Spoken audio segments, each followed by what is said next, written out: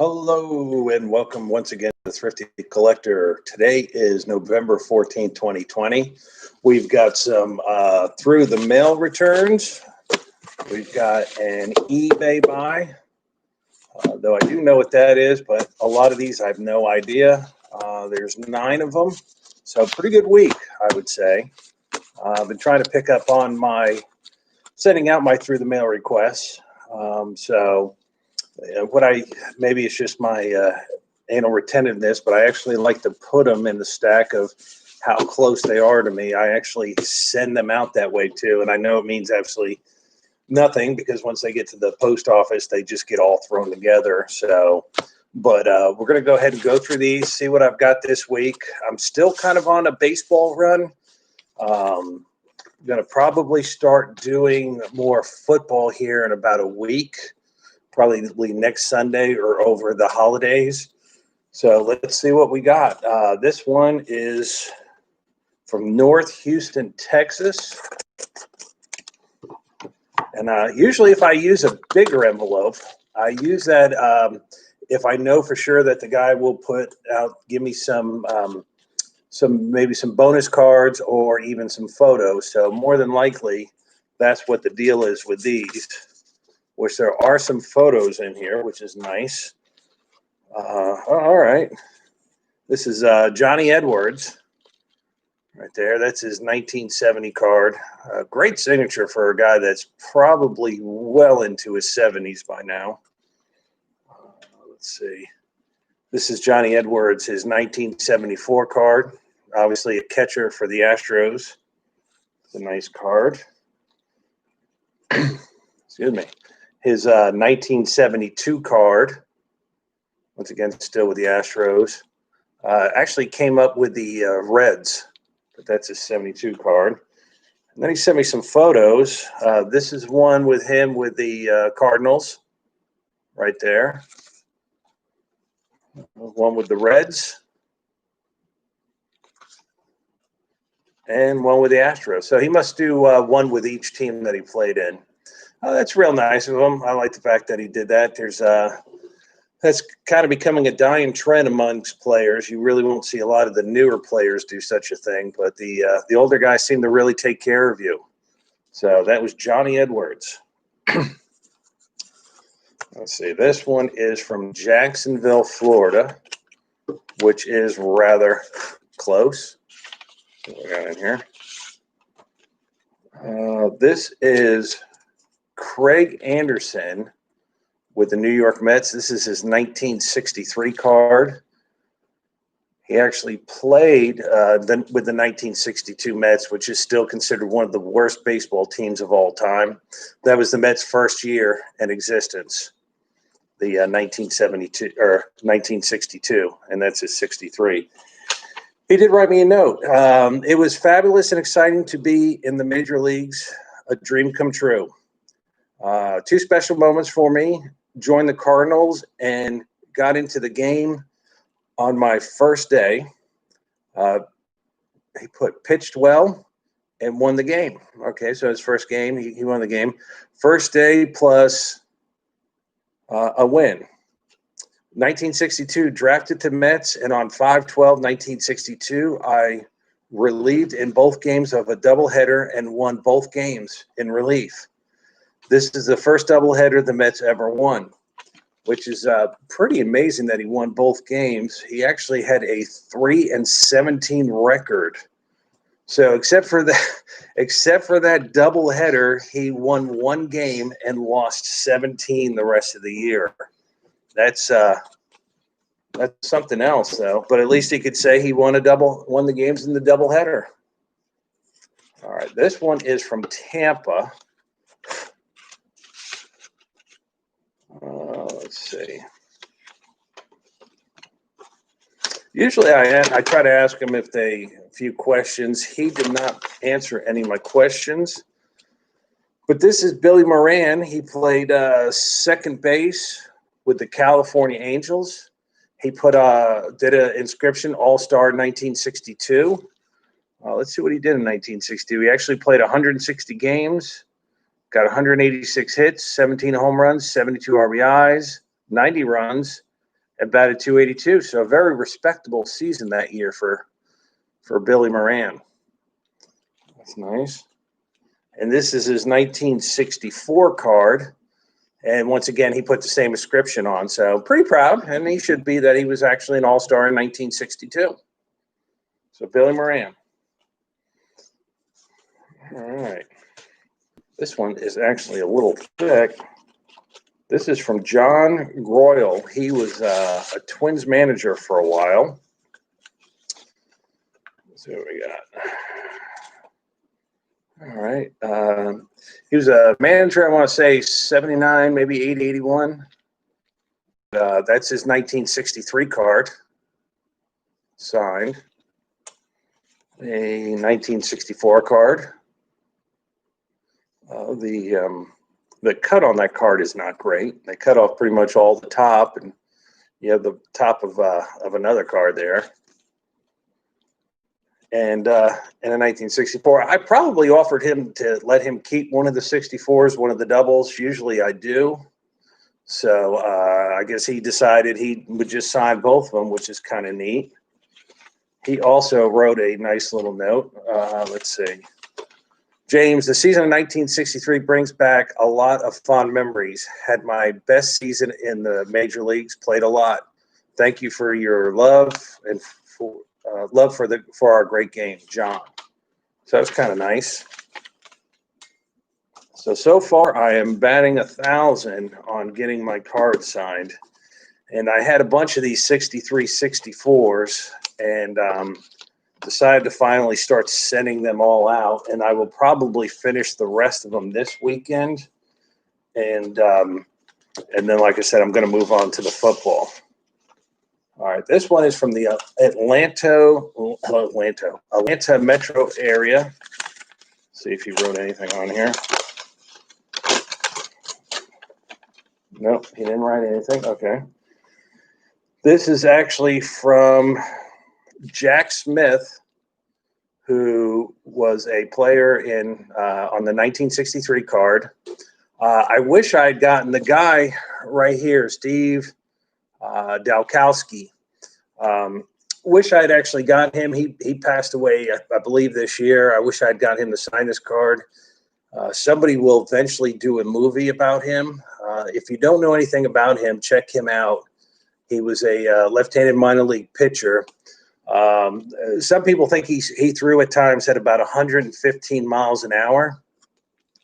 But just to kind of give you an idea, in 158 games, he had 1,099. Well, let me do the innings pitch. In 697 innings pitch during his career in the minor leagues, 697, he had 1,099 strikeouts and 1,136 base on balls. So he was either striking you out or walking you. They said he was very wild, and unfortunately he passed away.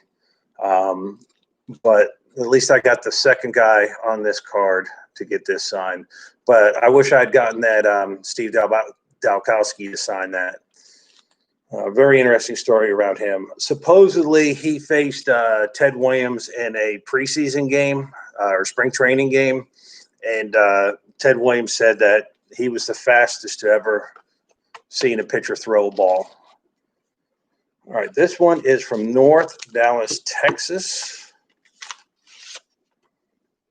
Oh, this is Jackie Moore. This is the 1974 card, Texas manager's card. Obviously, I can't get to Billy Martin. I believe Charlie Severa and Art Fowler both passed away. But at least I got both Art and Frank Lagucci, I want to say. He actually passed away within the last year or two. So I've actually been sitting on this card for a while. But that's the 1974 card. And then in 1985, he was actually the manager of the Oakland A's. Of course, Tony La Russa took over for him. And, that changed a lot of baseball. You had 3 Rookie of the Years in a row. You had Jose Canseco, Mark McGuire, and Walt Weiss all 3 years in a row. So this was probably Jackie's last year, or he didn't even make it, and LaRussa took over right after that. And here's one of my favorite cards. I really love these, the Mother's Cookies. I want to say they come out primarily on the West Coast back then. Just a great card. You can tell there's nobody in the stands, so they probably said, just pretend that you're yelling out to the field and pointing to the ground. But neat card. Good thing Jackie's still around. It's a nice card to have signed. All right, this one is from Austin, Texas.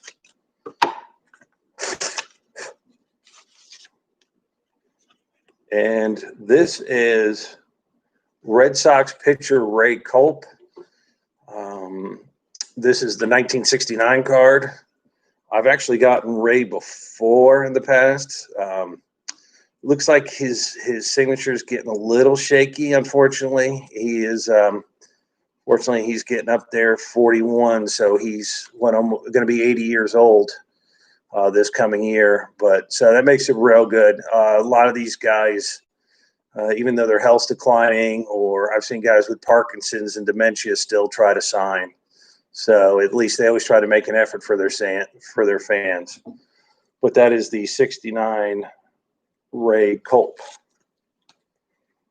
And here's his 1967 when he was on the Cubs.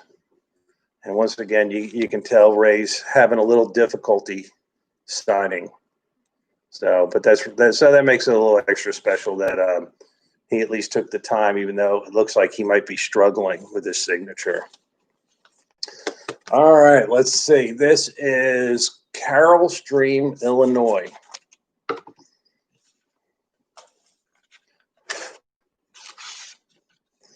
All right, throw my letter back in here. All right, this is from, let's see, Mike Joyce. His favorite memory was first visit to Yankee Stadium and the monuments in center field. That's kind of neat. This is the 1963 Mike Joyce from the Chicago White Sox. I imagine this is probably his rookie card, unless he had one of those future star cards, because 1962 was his first year actually in pro ball. He went from AA to AAA to the major leagues all in 1 year. Pretty good. He must have been in college. Sometimes the college guys can jump up real quick.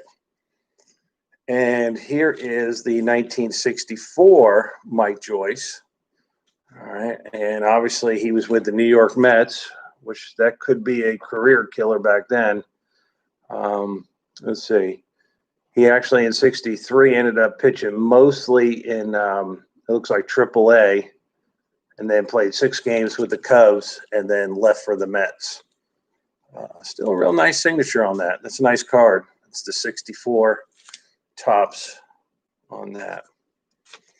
All right. I'll write through these. This is Portland, Oregon. Oh, this guy actually wrote a lot here. Take a look here. Let me show the cards first. This is actually 1964 Reds rookie stars. Looks like, who is this from? I actually had Bobby Clough sign this first, and now Jim Dickinson signed it. They both signed it. It looks like in a pen and very tiny. So a lot of times I tell them, just go ahead and sign the card. Don't worry about it. But so that's a nice, you know how I like to always fill up the card with both rookies on there. So that's a nice one to have. 1964 tops. And obviously I had another one. So I've actually got 2 of these now. So if you're a Reds fan, you need one of these, let me know. We can probably work something out. All right. And then Mr. Dickinson, who sent this out to me, said, "Dear James, thank you for the nice letter. Also, thank you for your military service. I had many moments in my baseball life.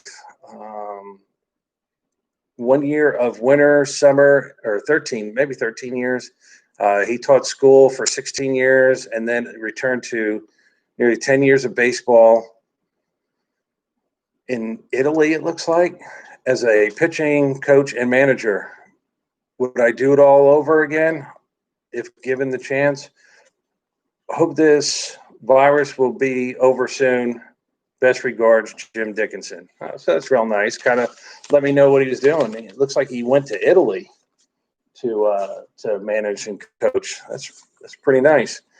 All right. I think this is an eBay purchase here. So I'm going to go ahead and open it up. I think I know which one it is. Okay. Go ahead and do this so that you can actually see it. Because this was rather faint. It's actually very, very faint. It's a Leo DeRocha signed 1969 card. All right, Leo's been dead a good 20 years, I would say, or so. I think I paid about $17 for this. Now, it does have the JSA sticker on the back, which is nice. But, yes, Leo DeRocha signed 1969 card. Didn't have a Leo DeRocha autograph, and also the fact that it was on a 69, I got it. Signature is a tad bit faded. Looks like it was probably on there forever and a day. But it's got the JSA on that. It probably cost somebody $15 just to get the JSA sticker on that. So maybe 10, 15 bucks. So that's a nice card to have the collection. And he is in the Hall of Fame. And then my last one, last but not the least. I actually bought both of these on the same day. So, and it's kind of weird that they both arrived on the same day, which is kind of nice. I can get this stupid blue tape off here. Gotta be smarter than the tape. Let's see. The only thing that I collect of the newer stuff is I do collect. I'm a Notre Dame fan, and I do collect the Notre Dame printing plates. So this is Deshaun Kaiser. This is one of those Target exclusives. I've seen one of 8. This one is a one of 3. I don't think these were actually real printing plates, though, because just the simple fact, I don't think they're the reverse negatives that a printing plate would have to be when it comes down. So, but I think they just kind of made these things. So, and I want to say the other ones I have are one of 8. This one's a one of 3, and they probably actually have one of 1s. So it's kind of nice. It's about the only thing modern that I will collect is the Notre Dame printing plates. So I think I did pretty good. Everybody signed their cards. A couple guys even signed the cards that I said you could have. So that was a nice bonus for me there. So have a wonderful night. Hope to see you next Friday or Saturday. We'll open up a bunch again. I'll be sending a bunch more requests out on tomorrow on Sunday. Basically get the printer going. Got plenty of stamps. Got plenty of return address labels, and haven't bought anything new on eBay. Stuff's way too high. I think I actually paid too much to this. I think I paid about $10 delivered for a fake printing plate. That's not even a one-to-one, but I'm starting to have so many of these Target Deshaun Kaisers that I'm pretty much stuck with them now. I guess I could quit getting them, but I haven't even looked to see if I've got the whole color run yet. So that might be something interesting. Maybe one day if I get a couple more, I can just go ahead and show them off. But there we go. And we'll see you in about a week. And thank you for tuning in. And always stay thrifty.